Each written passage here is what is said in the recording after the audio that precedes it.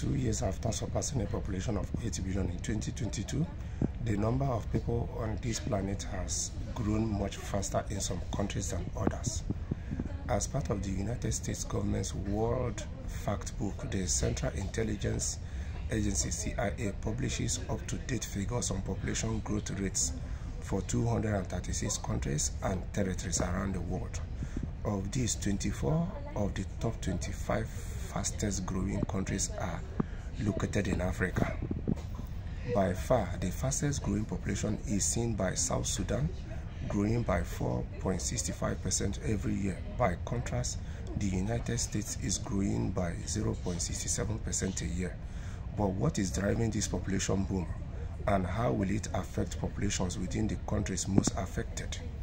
So, as you can see, it is said that 24 out of the 25 fastest growing countries can be located in Africa. African leaders, when you're reading this news, please make sure you get acquainted with the real census numbers in your country.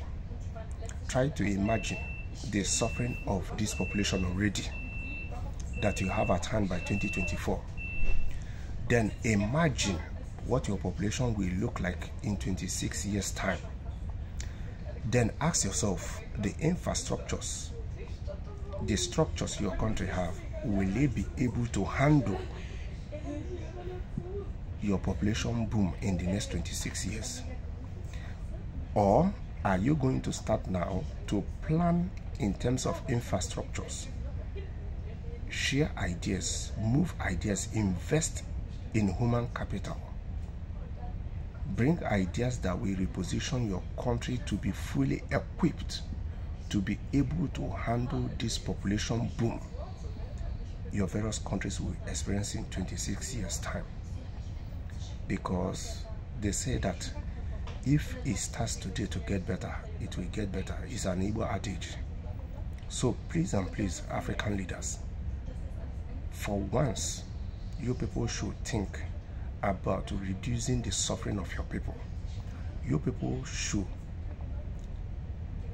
try as much as possible you can to remove this your clothes of greed. Remove this your intoxication of power. Yes. Do whatsoever it takes to move idea as African continent.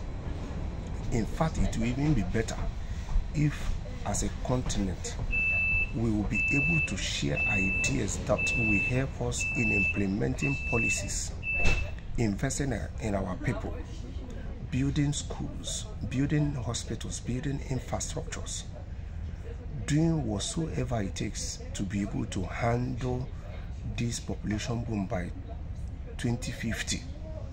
Because if our people are suffering like this with the current population we have, and if we are still going to be stagnant with these current infrastructures, because most of the infrastructures we have in Africa, if care is not taken, you will see that some of them is built during the colonial era.